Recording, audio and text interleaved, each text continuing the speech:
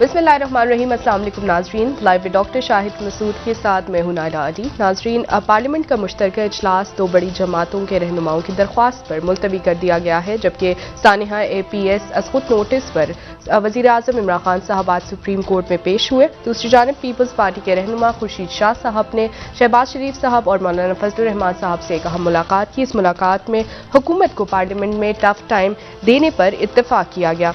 इस समय दिन भर जो अहम मौजूआत रहे हैं उन पर बात करने के लिए हमारे साथ स्टूडियो में मौजूद होंगे डॉक्टर शाहिद मसूद। अस्सलाम वालेकुम डॉक्टर साहब। वालेकुम जी, आपको डॉक्टर साहब, पार्लियामेंट का मुश्तरका इजलास जो कि मुलतवी कर दिया गया है, कहा जा रहा है कि इस पर इत्तेहादियों को भी तहफ़्फ़ुज़ात हैं। क्या समझ रहे हैं कि क्या इंतखाबी इस्लाहात जो है वो सूदबंद साबित हो सकते थे अगर आने वाले दिनों पे इस पर कोई कौमी असम्बली में इसका कोई हल निकल आता, या फिर आप समझते हैं कि तहफ़्फ़ुज़ात जो इस वक्त इत्तेहादियों के और अपोजिशन जमात के वो सही है?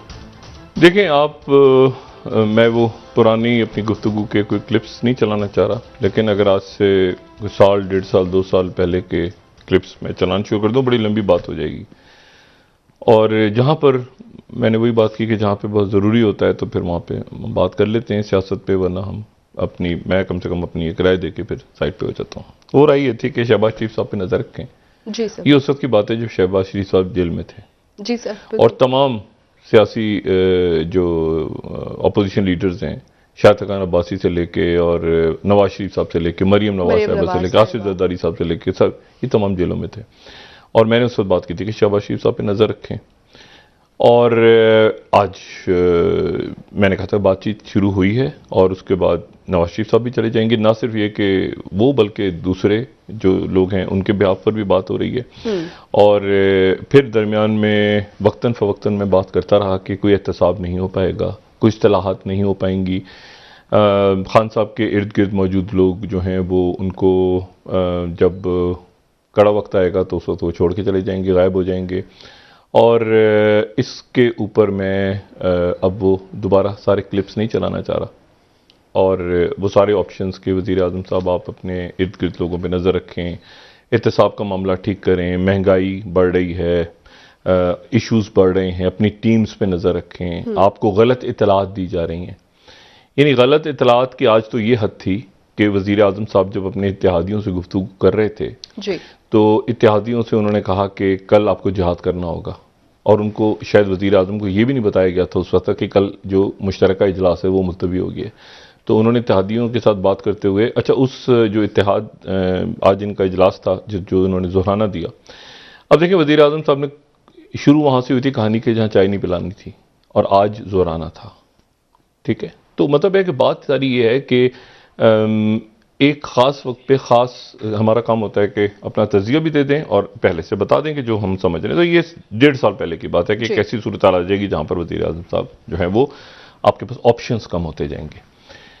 तो आज जो है वो सही तादाद 172 की अक्सरियत चाहिए ईवान में, कौमी असम्बली में। तो अंदर वहाँ इत्तेहादियों समेत, इत्तेहादी तो सारे मौजूद थे, लेकिन कुल तादाद जो है वो गालिबन वो इतलात ही हैं कि वो 150 से 155 लोग थे। 10, 15, 20 लोग आज थे ही नहीं, हुकूमत के लोग। इत्तेहादी मौजूद थे, हुकूमत के लोग नहीं थे। अच्छा।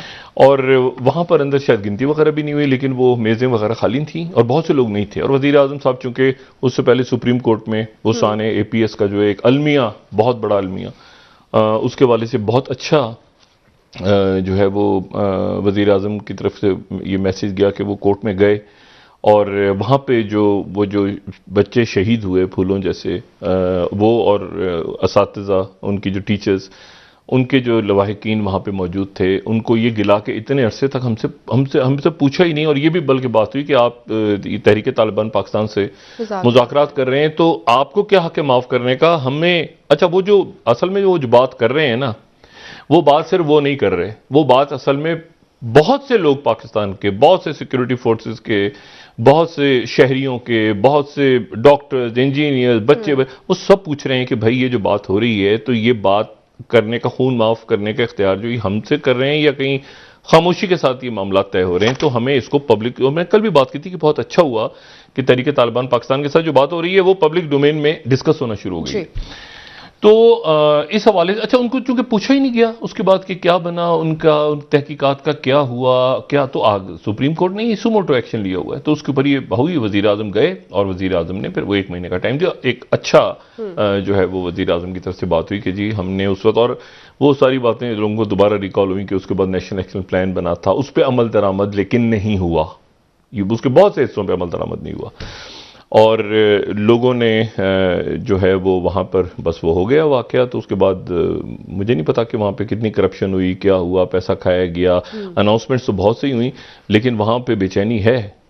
ठीक है, खैबर पख्तूनख्वा के बहुत से इलाकों में बेचैनी है, मुल्क के कई इलाकों में बहुत बेचैनी है, कराची में बेचैनी है, सिंध में बेचैनी है, बलूचिस्तान में बेचैनी है, उनके जो नुमाइंदगान हैं वो उन तक नहीं पहुँच रहे, और इसमें लोकल बॉडीज़ है ही नहीं, जो कि बुनियादी निज़ाम होता है तो वो है ही नहीं कहीं पर, तो उसके नतीजे में गवर्नेंस के बहुत सारे मामलात हैं, और उसके ऊपर खान साहब को मेरा ख्याल है कि आज ये बात देखनी चाहिए कि उनके लोग सारे कहाँ, ये बात मैं आपको बताऊं, उनके इत्तेहादी उनको इतना तंग नहीं करेंगे, उनके इत्तेहादी उन्हें तंग नहीं करेंगे जितना उनकी पार्टी के अंदर प्रॉब्लम्स पैदा होंगी, और आज हो गई हैं, कल भी हो गई हैं, आज भी हो गई हैं। बिल ऐसे तो नहीं डिफीट हो रहे हैं ना, जब आपकी अक्सरियत है तो लोग कहाँ गायब हो रहे हैं। उसकी वजह मैं आपको बताऊं एक बात, ये जो खुर्शीद शाह साहब का फार्मूला है ना, खुर्शीद शाह साहब बड़ा तवील अरसा रहकर आए हैं जेल में, और उनका जो फार्मूला है वो फार्मूले पे काम हो रहा है। अच्छा वो फार्मूला बनता है या नहीं बनता हतमी शक्ल, लेकिन उस पर बात हो रही है। आज जो बिलावल भुट्टो जरदारी साहब का आज अशाइया है उसमें भी ये बात होगी, कल भी बात हुई है, इससे पहले भी बात हुई है कि सिस्टम डीरेल ना हो, यानी सिस्टम, ये मौजूदा सिस्टम जो जमहूरी निज़ाम है वो चलता रहे। और ऐसी फौरी तौर पे देखें, एक तो आइडिया आज ये आ गया था, क्योंकि नंबर गेम अपोजिशन कह रही है कि हमारे पास पूरे हैं, यानी नंबर हम तहरीक अदम एतमाद लाके, यानी मिसाल के तौर पे 30-35 जितने भी लोग हैं वो पार्लियामेंट का इजलास कॉल करें। पार्लियामेंट का इजलास वैसे चल रहा है, ये मुश्तरका इजलास कल मुलतवी हुआ है, यानी वैसे पार्लियामेंट का इजलास अब जुमे को फिर होगा, सेनेट का दोनों अलग अलग इजलास हो रहे हैं, मुश्तरका इजलास जो होना था वो मुलतवी हो गया।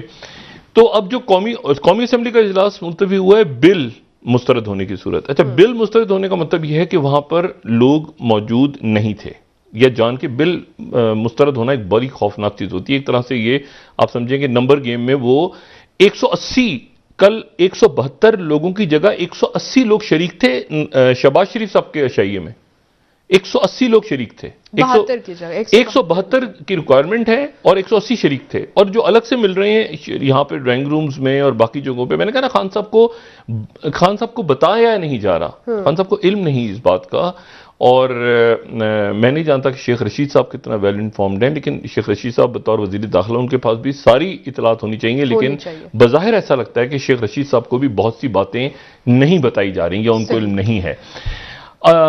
तो इसमें इस वक्त की जो सूरत हाल है वो ये कह रहे हैं कि जी असेंबली के अंदर खुर्शीद शाह साहब का फार्मूला दोबारा वो कह रहे हैं कि जी एक तो ये कि फौरी तौर पे वो अदम एतमाद नहीं लाना चाह रहे, ठीक है, अदम एतमाद वो लाना नहीं चाह रहे, और अदम एतमाद से पहले जिसे कहते हैं ना वो मजीद इमरान खान साहब को महंगाई के हवालों से, मुजाहिरों के हवाले से, वो मरीम नवाज साहिबा का जो और जो मियां नवाज शरीफ साहब का ऐलान है कि जी मरीम नवाज साहिबा सड़कों पे करेंगी और शहबाज शरीफ पार्लियामेंट में, तो उसमें इन्होंने यहां नंबर लेकर आ गए।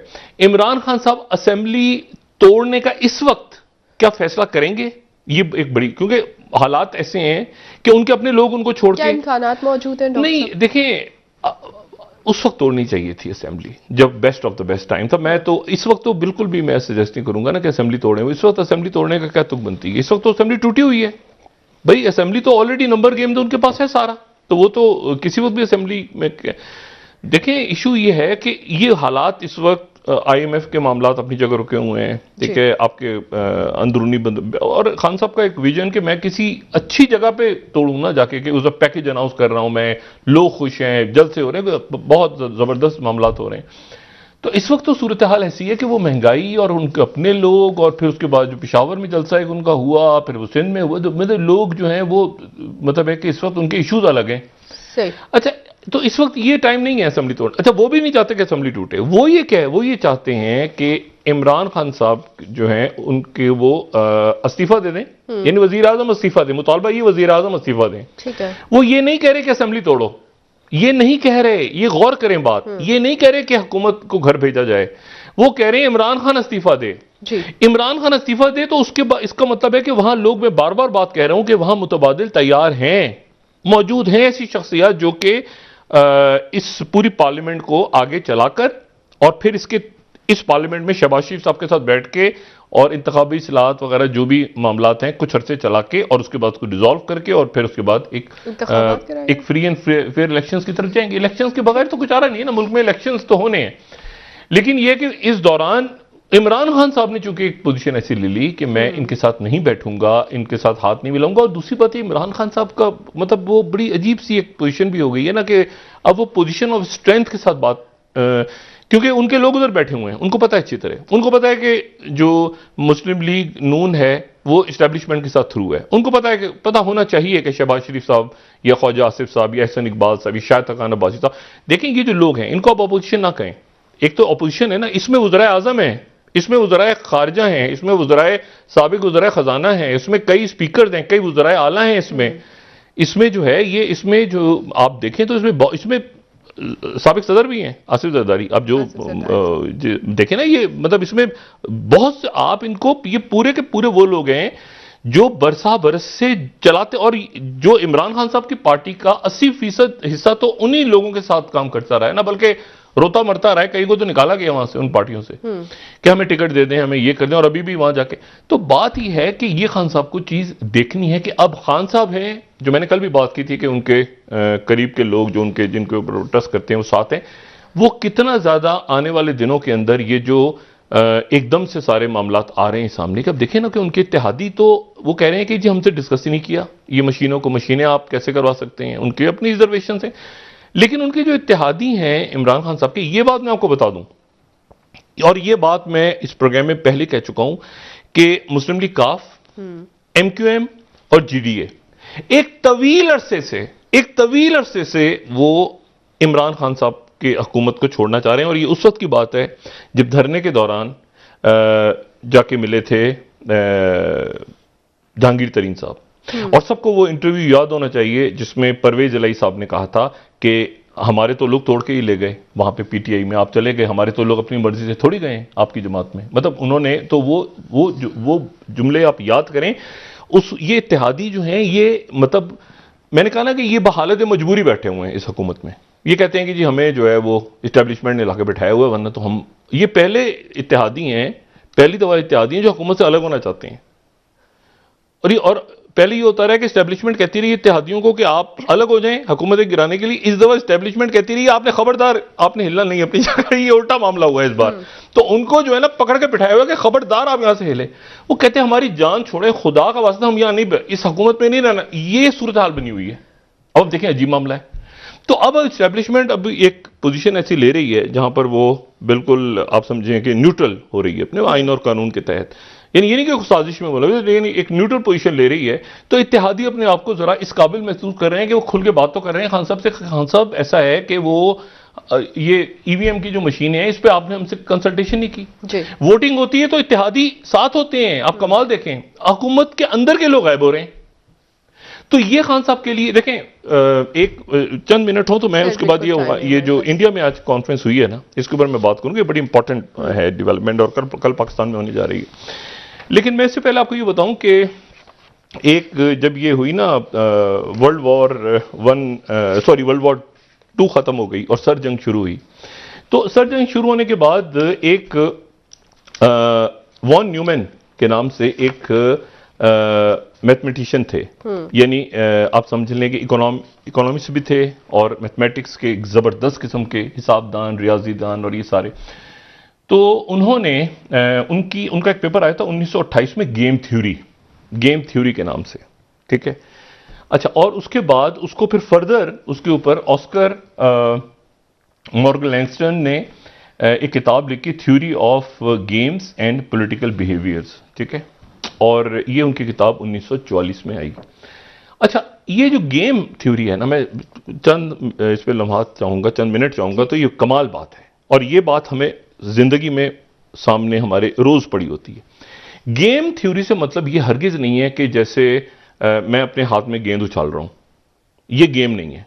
गेम थ्योरी एक गेम थ्योरी है बाकायदा, इसके ऊपर किताबें हैं गेम थ्योरी के ऊपर। गेम थ्योरी ये है कि दो लोग होने चाहिए जरूर, और ये चूंकि रियलिस्टिक, मैंने आपसे कहा ना आइडियलिस्टिक दुनिया नहीं है, जो रियलिस्टिक दुनिया है जिसमें हकीकत पसंदाना सोच है, उसमें यह कि हर शख्स हालत जंग में है दूसरे शख्स से, किसी ना किसी हवाले से।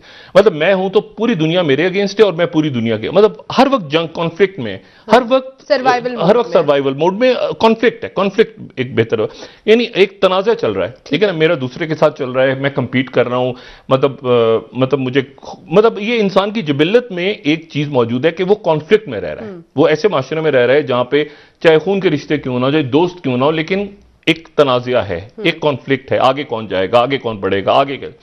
अच्छा, तो अब ये हुआ कि तो ये गेम है, गेम के अंदर लाजिम है गेम थ्योरी में कि दो फरीक होने चाहिए। अब वो दो फरीक जो हैं, यानी मैंने आपसे कहा ना, वो गेम नहीं है कि मैं अकेला गेंद उछाल रहा हूं, इसमें दो फरीक होने चाहिए, ठीक है। तो यानी दो फरीकों से मुराद दो कारोबारी अदारे भी हो सकते हैं, ठीक है, दो खानदान भी हो सकते हैं, दो अफराद भी हो सकते हैं, दो एक ही खानदान की दो बहनें भी हो सकती हैं, दो भाई भी हो सकते हैं, दो रिश्तेदार हो सकते हैं, दो रियासतें हो सकती हैं, ठीक है, दो सुपर पावर्स हो सकती हैं, ठीक है, और मतलब किसी भी जगह, लेकिन दो फरीक होने चाहिए, दो या दो से ज्यादा। अच्छा, तो अब उसमें जब गेम थ्योरी बनी तो उसमें यह हुआ कि ये गेम थ्योरी के बंदा फैसले, इंसान फैसले कैसे करे, मुश्किल फैसले, डिसीजंस कैसे ले। तो उसमें दो किस्म की चीजें सामने आई। एक तो ये चीज सामने आई कि जिसको हम कहते हैं zero sum game. Zero sum का मतलब ये होता है कि मिसाल के तौर पे मैं उस कॉन्फ्लिक्ट जोन में जहां पे एक तनाज़ा है, मेरा सामने वाले के साथ एक तनाज़ा चल रहा है, तो मेरा उसके साथ जीरो सम गेम में ऐसा होगा कि मैं उसको शिकस्ते फाश दूंगा, यानी मैं उसको फ्लैट कर दूंगा। यानी मिसाल के तौर पे 1000 रुपया है अगर, तो मेरे पास 1000 रुपया आएगा, तो मैं यानी 1000 प्लस होगा, और उसके पास 1000 रुपया माइनस होगा, यानी टोटल पैसा जो है वो एक जितना ही है, टोटल तो पैसा एक ही है ना, लेकिन मेरे पास 1000 रुपया, जैसे जुए में, फर्ज करें जुए की मिसाल लें, तो जुए में 1000 रुपया रखा हुआ है, तो अब 1000 रुपया ही है ना, तो 1000 रुपया पूरा का पूरा मेरे पास आएगा, 1000 रुपया, तो मैं 1000 प्लस हो जाऊंगा, वो 1000 माइनस हो जाएगा। तो जब 1000 प्लस और 1000 माइनस को जमा करेंगे तो क्या रिजल्ट आएगा? जीरो। तो यहां से लफ्ज निकला zero sum. Zero sum game का मतलब है कि शिकस्ते फाश। अच्छा, उसमें एक आदमी ने फतेहयाब होना है और दूसरे ने मुकम्मल तौर पे नाकाम होना है। जैसे मिसाल के तौर पे आप समझें कि फुटबॉल गेम में या खेलों में या बाकी जगहों में एक जीतेगा आदमी, इलेक्शंस हो रहे हैं, ठीक है ना, तो वोट एक आदमी जीतेगा, एक आदमी हारेगा, मतलब ये उसमें तय है, ठीक है, zero sum game, flat total. जो नॉन जीरो सम गेम है, दूसरा यह है कि नॉन जीरो, लोगों ने फैसला किया ना कि एक मिनट, ये किस तरह से, देखिए दुनिया में जीरो सम गेम जो है वो अगर आप उसको ले जाएं, जो है वो यहां पे सियासत पे ले जाएं, या तो इत्तेहाद बन रहे हैं कि यार तुम्हारा भी फायदा है, सॉरी मतलब जंगें हो रही हैं, ठीक है ना, मतलब इत्तेहाद तो नहीं बन सकते। यानी जीरो सम गेम में चूंकि शिकस्त देना जरूरी है, तो इसलिए शिकस्त सामने वाले को दी जा रही है, तो मेरा फायदा हो रहा है। लेकिन यह ध्यान में रखें कि कभी फतह की सूरत में भी कहीं ना कहीं नुकसान जरूर होता है। जो रियलिस्टिक हैं वो हमेशा ये बात भी ध्यान में रखते हैं, लेकिन बहरहाल जीरो सम थ्योरी वहां से आ गई। इत्तेहादों वाली जो दूसरी बात, अब नॉन जीरो सम में क्या होता है? नॉन जीरो सम एक बड़ी इंटरेस्टिंग चीज है। नॉन जीरो सम यह है कि उसमें दो, मैं हूं और मेरे सामने दूसरा शख्स है। अब हम दोनों जीत भी सकते हैं, हम दोनों जीत सकते हैं। हो सकता है मैं ज्यादा बड़ा फायदा उठाऊं या वो ज्यादा बड़ा फायदा उठाए, या हम दोनों बराबर उठा लें, या हम दोनों नुकसान घाटे में जाएं। यानी उसमें एक आदमी की जीत नहीं हो रही, सही, या दोनों की जीत होगी, कम ज्यादा हो सकता है फायदा, या दोनों का नुकसान होगा, कम ज्यादा हो सकता है। ये नॉन जीरो सम गेम है। और इसकी जो सबसे ज्यादा बड़ी मिसाल दी जाती है वो प्रिजनर्स डिलेमा। अच्छा, 2 मिनट दे दें मुझे प्रिजनर्स डिलेमा पे। प्रिजनर्स डिलेमा की कहानी बनाई गई जो पॉलिटिकल साइंस में बड़ी इंपॉर्टेंट है। इसको पढ़ते हैं जर्नल्स और इसको पढ़ते हैं पॉलिटिशियंस, और ये पढ़ाई जाती है पॉलिटिकल साइंसेज में। प्रिजनर्स डिलेमा ये है, सादा कहानी है। सादा कहानी ये है कि पुलिस गई, अब इसको मुख्तलिफ लोगों ने बनाई हुई हैं इसकी चीजें, मैं उसको सिंपल से वे में उसको समझा देता हूं। मतलब पुलिस गई और पुलिस ने दो बंदे पकड़ लिए, एक मुझे पकड़ लिया और एक मेरे दोस्तों को पकड़ लिया। और पुलिस ने कहा, पुलिस को यकीन है कि मैंने और मेरे दोस्त ने मुसल्लाह डाका डाला है बैंक में, ठीक है, मुसल्लाह असले के साथ डाका डाला है बैंक में। मुझे भी पकड़ लिया और दोस्त को भी पकड़ लिया और जाके जेल में बंद कर दिया। अब लेकिन ऐसे बंद किया कि अब, लेकिन फिर उसके बाद पुलिस को एहसास हुआ कि एक मिनट, हमारे पास कोई सबूत नहीं है सवाए इसके, मतलब हमारे पास सबूतों की कमी है। हम मतलब ज्यादा ज्यादा एक आध केस बना सकते हैं, लेकिन जो डाका, मुसल्ला डाका पूरा, और जो कुछ कत्ल भी हो गया, गोली भी चल गई है, मर भी गए बंदे, उसका हमारे पास कोई सबूत नहीं है। अब हम क्या करें? तो पुलिस फिर उसके बाद एक नफ्सियाती खेल बनाती है, वो नफ्सियाती खेल तराशती है पुलिस, वो तो माइंड गेम। माइंड गेम में पुलिस क्या करती है कि मुझे अलग कर देती है, उस बंदे को अलग कर देती है, और मेरे पास आती है और मेरे पास रखती है चार ऑप्शंस देती है मुझे, और कहती है कि हम आपके सामने चार ऑप्शंस रख रहे हैं, और यही चार ऑप्शंस हमने उस आदमी के पास रखे जो आपका दोस्त है, लेकिन आपसे बात नहीं कर सकता, वो दूर, उसको दूर कहीं रखा हुआ है, ठीक है। यही चार ऑप्शंस हमने उसके सामने रखे हैं। पहला यह है कि आपका दोस्त हो सकता है इतराफी जुर्म ना करें, आप इतराफी जुर्म कर लें। यानी आप, मुझे पुलिस कह रही है कि आप वादा माफ गवाह बन जाएं, तो आपका दोस्त वादा माफ गवाह, मतलब आपका दोस्त खामोश रहता है, तो उस सूरत में आप रिहा हो जाएंगे, दोस्त आपका 10 साल के लिए जेल में जाएगा। ये हो गया पहला ऑप्शन, ठीक है, ठीक है। अच्छा, मैं सोच रहा हूं कमाल की बात है यार, अच्छा मैं इतराफी जुर्म कर लूं, वो नहीं मानेगा तो मैं रिहा होकर चला जाऊंगा। फिर वो रखते हैं दूसरा ऑप्शन, वो कहते हैं दूसरा ऑप्शन ये है कि आप खामोश रहें और आपका दोस्त इतराफी जुर्म कर ले, तो वो रिहा होकर चला जाएगा, आप जेल जाएंगे 10 साल के लिए। अच्छा, अब मुझे कुछ नहीं पता कि वो मेरे दोस्त क्या फैसला करने जा रहा है, ठीक है ना। अब यहां से मैं फंसना शुरू हो गया कि एक मिनट ठहर जाओ, मैं इतराफी जुर्म करूं या मैं खामोश रहूं? अगर मैं खामोश रह गया और मेरा दोस्त मान गया, अच्छा फिर वो मेरे सामने तीसरा पत्ता फेंकते हैं।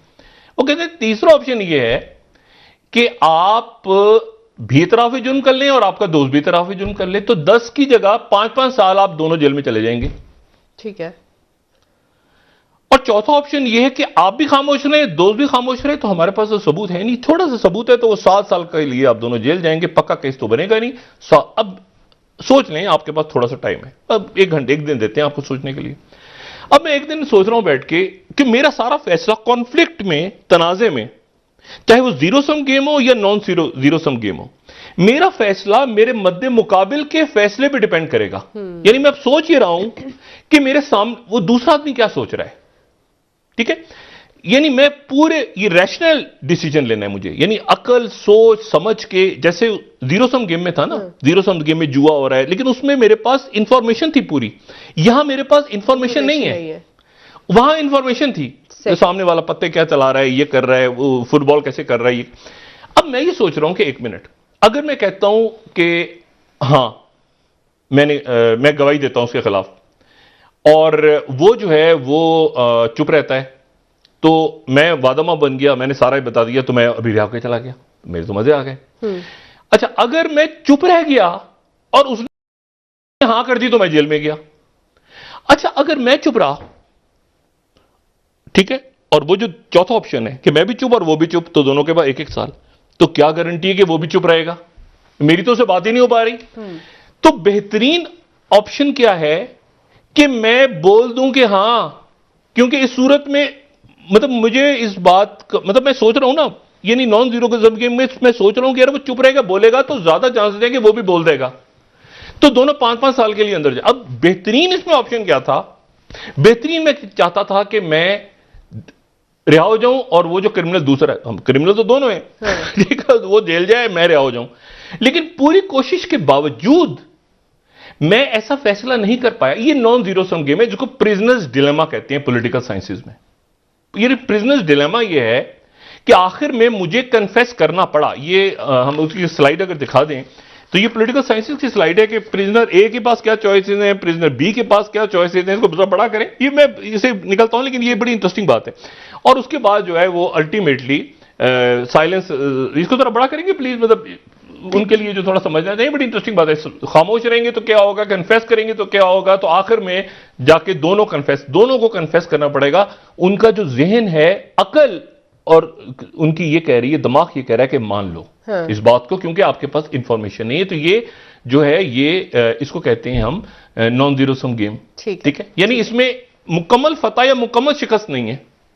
ठीक है ना, इसमें मतलब दोनों तरफ। अच्छा, फिर इसमें इसी में एक और चीज आती है जिसको चिकन गेम कहते हैं। वो समझाना ज्यादा आसान है, छोटी सी बात करूं। वो ये होता है कि दो फरीकें दोनों तेजी के साथ आ रहे हैं। अभी दो गाड़ियां तेजी के साथ आ रही हैं, आगे ऐसे टकराव की तरफ जा रही हैं। अब टकराव की तरफ जा रही हैं तो तेजी के साथ अब बढ़ती जा रही है। तो अब उसमें क्या होगा, वो दोनों टकराएंगी और दोनों तबाह हो जाएंगी और दोनों मर जाएंगे। लोग यही होगा ना। तो एक खास लम्हे पे जाके एक उनमें से एक को फैसला करना है कि मैं साइड पे हो जाऊं, मैं गाड़ी साइड पे करूं और मैं साइड। तो जो साइड पे होगा उसको कहा जाएगा लूजर, या लोग कहेंगे, ताना देंगे कि चिकन आउट हो गया। चिकन आउट हो गया ये चिकन। तो यहां से वो साइड पे हो गया, उसने अपने आप को, लोग कहेंगे यार देखो जिंदगी अजीज थी, ये तो क्या बहादुर था, ये तो गाड़ी लेकर आ रहा था सामने से, तो ये तो चिकन आउट हो गया। लेकिन उसने उसके लिए अपनी जिंदगी ज्यादा जरूरी थी। ठीक है ना, उसके लिए कोई जिद नहीं थी कि मैंने टक्कर ही मारनी है जाके जरूर और तबाही होना है, या ये चांसेस है कि दोनों अलग हो जाएं। तो उस सूरत में दोनों, ये चिकन का लफ्ज यूज ही नहीं होगा, दोनों ने अपनी जान बचा ली। ये वहां पे होता है जहां पे आप देखें ये न्यूक्लियर पे होता है ना, न्यूक्लियर ब्रिंकमैनशिप जिसे कहते हैं कि दो मुल्क इधर से न्यूक्लियर खड़ा कर दिया, उधर से न्यूक्लियर खड़ा कर दिया, आगे जा रहे हैं। तो एक को किसी ना किसी, जो क्यूबन क्राइसिस खड़ा हो गया था, तो मतलब ऐसी जगह आ जाए जहां पर दो ममालिक जो हैं वो बिल्कुल टकराव की तरफ चले जाएं, तो फिर वो देख रहे होते हैं कि कौन आगे के, तो एक को फिर उसमें से किसी ना किसी को चिकन आउट होना होता है, या दोनों को होना होता है, कि तीसरी कुव्वतें कूद जाती हैं बीच में। जी बिल्कुल, ठीक है ना। दो पड़ोसी मुल्क है, अब सुपर पावर कूद गई कि एक मिनट ठहर जाओ भाई, इसके आगे जो है ये न्यूक्लियर वॉर हो जाएगी। तो अब इशू ये है कि ये डिसीजन मेकिंग, ये बड़ी इंपॉर्टेंट है कि खान साहब इस वक्त डिसीजन मेकिंग क्या करते हैं। उन्होंने इसको गेम थ्योरी को जरा स्टडी करें, और गेम थ्योरी, क्योंकि आज के दिन भी जितने दुनिया के टॉप यूनिवर्सिटीज में जितने यानी आप समझें कि प्लानिंग्स होती हैं, वो स्टार्ट गेम थ्योरी से, और जीरो सम गेम और नॉन जीरो प्रिजनर डिलेमा, ये सारे मिसालें बता, वो ये फैसला करें। वो ये पहली बात तो ये सोचें कि दूसरे लोग क्या सोच रहे हैं, उधर क्या सोचा जा रहा है। ठीक है ना, क्योंकि उनका फैसला जो भी होगा वो सिर्फ अपना फैसला अपने आप को सामने रखे, वो ये होगा कि उनके ओपोनेंट्स क्या सोच रहे हैं, क्योंकि वो कॉन्फ्लिक्ट जोन में रह रहे हैं ना। एक ऐसी दुनिया में, एक ऐसी जगह पे हैं जहां पर झगड़ा है, फसाद है, उनके सामने उनके इत्तेहादी इकट्ठे हो रहे हैं, मुल्क में महंगाई है, ये सूरत हाल है, उनके पास इंफॉर्मेशन कितनी है, क्या है, उसमें फिर वो एक डिसीजन लें कि मुझे यहां पर आगे कैसे मूव करना है, मैंने कानून साजी करनी है। उधर से आईएमएफ वाले फोन कर रहे हैं बार बार, ठीक है। शौकत तरीन साहब एक हद तक प्रेशर ले सकते हैं, शौकत तरीन साहब को सेनेटर भी नहीं बन सके वो, और उन्होंने बहुत ज्यादा फाइट की है। शौकत तरीन साहब हो सकता है किसी मरहले पे कहेंगे भाई एक मिनट ठहर जाओ, आप विषय करके गया था, मैं तो जा रहा हूं, मतलब मैं क्यों बोझ बर्दाश्त करूं खजाने का, और ये सारे मामला कोई और तय करे। तो इशू ये है सारा कि इस मरहले के ऊपर खान साहब ने वो गेम थ्योरी को सामने रख के ये देखना है कि वो नॉन जीरो सम गेम में है। जीरो सम गेम में होता है कि मद्दे मुकाबिल को शिकस्त फाश वो मुमकिन नहीं रहा, नामुमकिन है। वो नॉन जीरो सम गेम में है जहां पर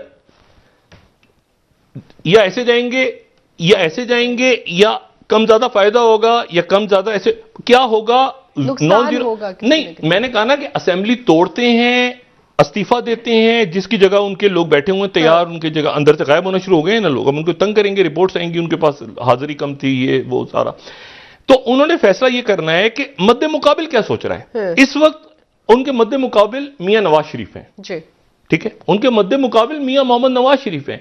पाकिस्तान पीपल्स पार्टी सिस्टम का हिस्सा है। पाकिस्तान पीपल्स पार्टी सबसे आखिर में चाहेगी कि ये असेंबलीज डिसॉल्व हो, क्योंकि असेंबली सेंटर में डिसॉल्व होगी तो सिंध की भी जाएगी। बिल्कुल सही, ठीक है ना। सिंध हुकूमत का जाना पीपल्स पार्टी के लिए, मैंने कहा ना कि एक उनके लिए डायलेमा बहुत बड़ा, 2007 से 8 से पावर में है, वो कभी भी नहीं चाहेंगे कि ये असेंबलियां इस तरह से टूट जाएं कि जहां पर सिंध असेंबली टूट जाए और बगैर यानी पता ही ना हो कि यार सामने किस तरह से क्या आगे सूरत हाल डेवलप होनी है, कैसे मामला चलने।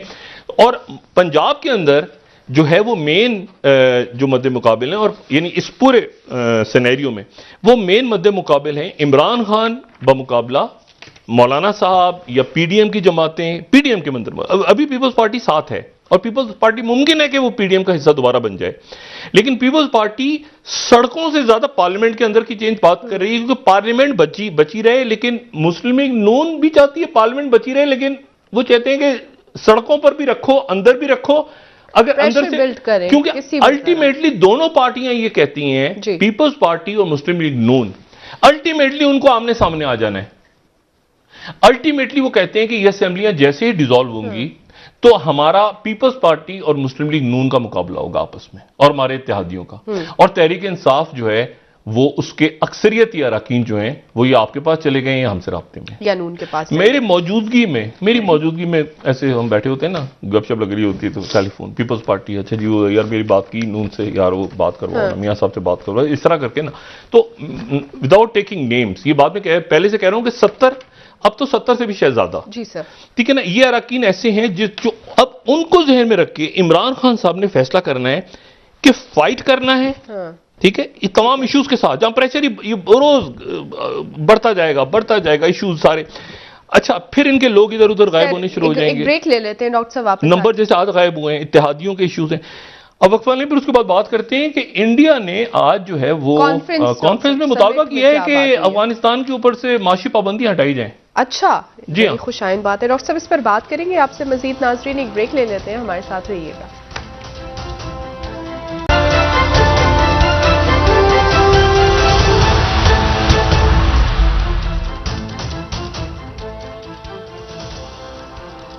वेलकम बैक नाजरीन। जी डॉक्टर साहब, आप भारत में होने वाले अफगानिस्तान पर समिट के हवाले से बात कर रहे थे कि कुछ अच्छी खबरें भी वहां से आई हैं। नहीं, अच्छी खबरें, बहुत अच्छी खबरें, और उसमें देखें आज उनका जो डिक्लेरेशन है अफगानिस्तान की ऊपर मीटिंग का, उसको अगर हम उसका ये देखें डिक्लेरेशन का 9वां और 10वां पॉइंट जो है, एक तो उन्होंने वही बात की ना, टेररिज्म नहीं होना चाहिए, वो तो पूरी दुनिया कहती है और ये वो सारा, लेकिन जो 9वां और 10वां पॉइंट है कि कंसर्न उन्होंने शो की है कि सोशियो इकोनॉमिक और ह्यूमैनिटेरियन सिचुएशन अफगानिस्तान, और वहाँ पे ह्यूमैनिटेरियन असिस्टेंस होनी चाहिए, और ये सारी असिस्टेंस जो है ये हर एक को मिलनी चाहिए अफगानिस्तान में। जाहिर है उनकी हुकूमत के तहत ही बनेगी, और वहाँ पर बस अल्लाह खैर चला, तो बाकी और कोई काम की बात नहीं। बस ये एक तरह से आप समझ लें कि उन्होंने अफगानिस्तान के अंदर हुकूमत को तस्लीम कर ली है, और ये तो सारी दुनिया कह रही है, तो पाकिस्तान भी कह रहा है कि वहाँ पे दहशतगर्दी नहीं होनी चाहिए, और उनके जो वजीर खारजा हैं वो यहाँ पहुंचे हुए हैं। कल यहाँ पे एक्सटेंडेड ट्रॉयका का इजलास है, और उस एक्सटेंडेड ट्रॉयका के इजलास में चाइना भी शरीक हो रहा है। ठीक है, चाइना ने इंडिया में होने वाली कॉन्फ्रेंस में शिरकत नहीं की। जी, अफगानिस्तान के लोग यही मौजूद हैं, उनका तो डेलीगेशन मौजूद है ना, हो सकता है वो कल शरीक हो जाए।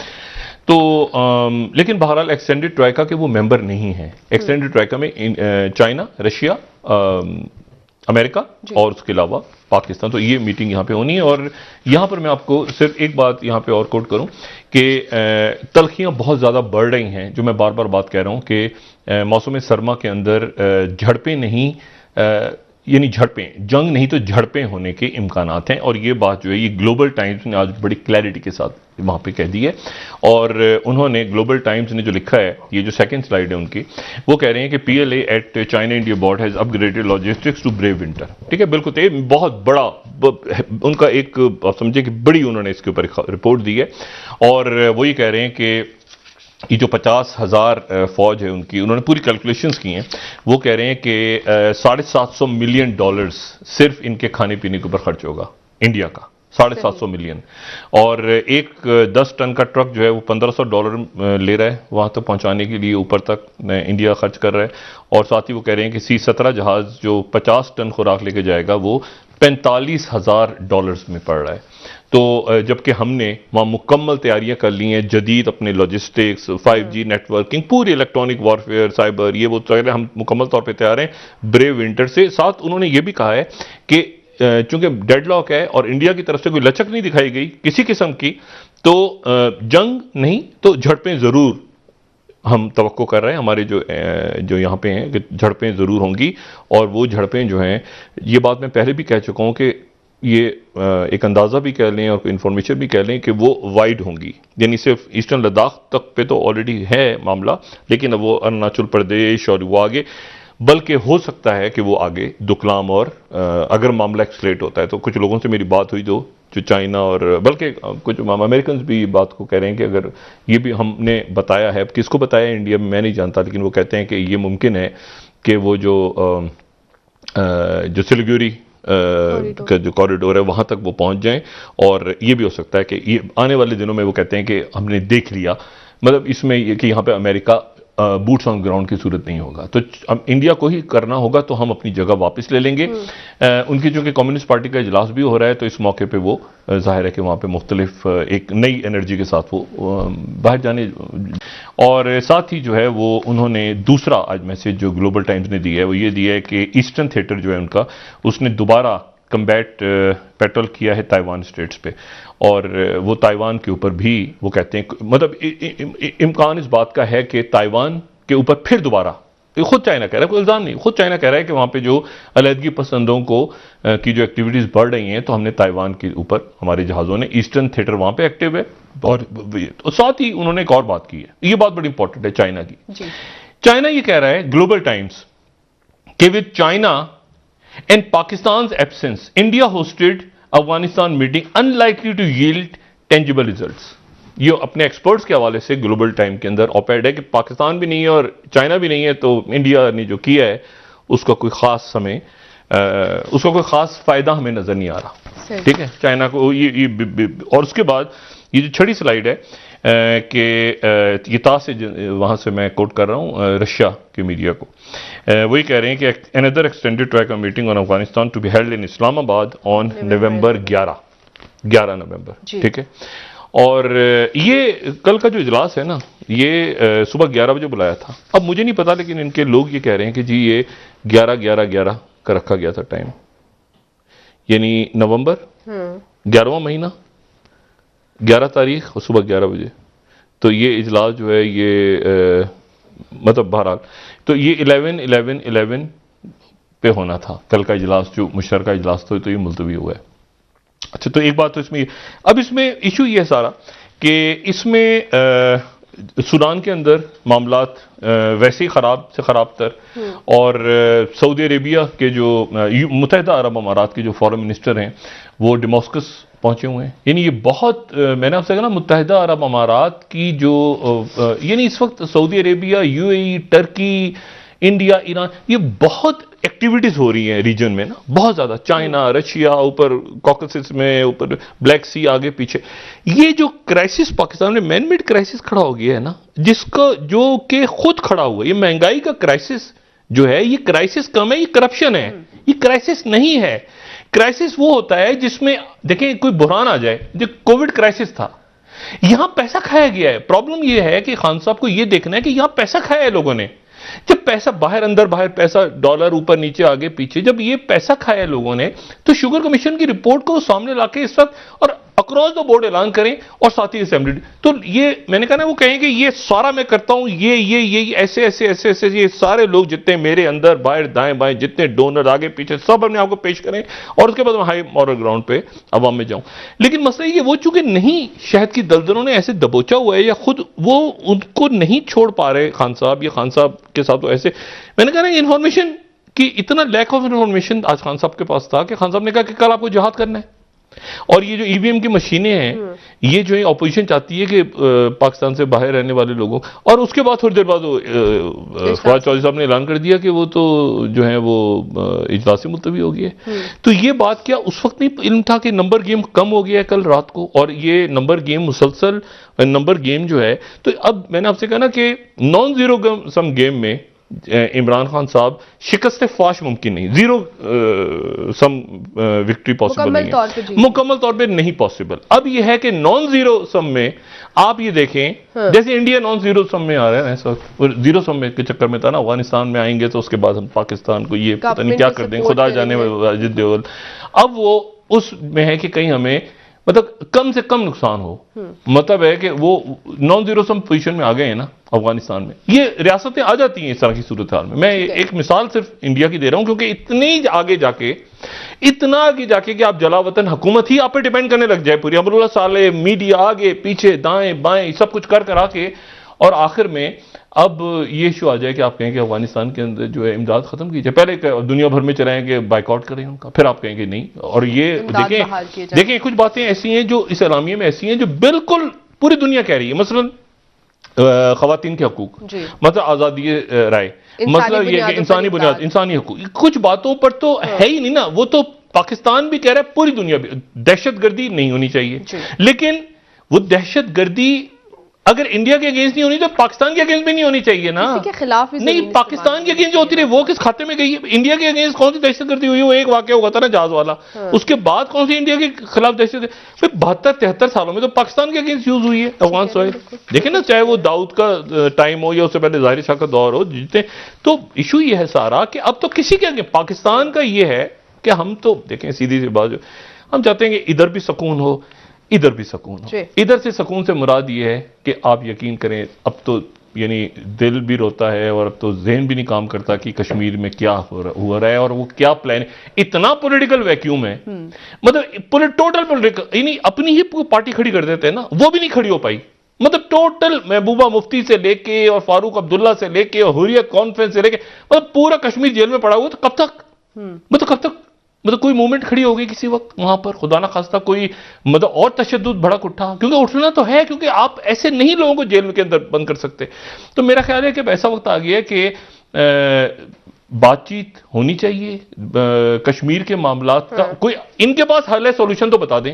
मतलब इनके पास हल है, सॉल्यूशन कश्मीर का? के गोलियां मारते हैं लोगों को कि मुजाहिदीन आ गए, फलां आ गया, ढिमाक। भाई खुदा का वास्ता, कश्मीर का पॉलिटिकल सॉल्यूशन आपने ढूंढ लिया जिस दिन, तो उस दिन बता देंगे सुकून ही सुकून है। अगर आप डेमोग्राफिक्स प्लान ये छोड़ दें, इशू ये है कि इसमें अच्छे एलामिये में बात ये हुई है कि ह्यूमन राइट्स के ऊपर उन्होंने बात हो रही है, बहुत अच्छा किया है। इसके ऊपर बात हो रही है स्कूलों पे, बच्चों पे, दहशतगर्दी, ये बहुत अच्छा है। लेकिन असल बात यह कि तालिबान को डिफेक्टो उनकी हुकूमत को मान लिया है। और यहां पर चाइना ने, देखें चाइना की एक पोजीशन है। कल रशिया आ रहा है पाकिस्तान, पाकिस्तान रशिया तो आ रहा है, उनकी तास ने खबर दी है। अच्छा। रशिया पाकिस्तान आ रहा है, रशिया इंडिया में भी था लेकिन चाइना नहीं था।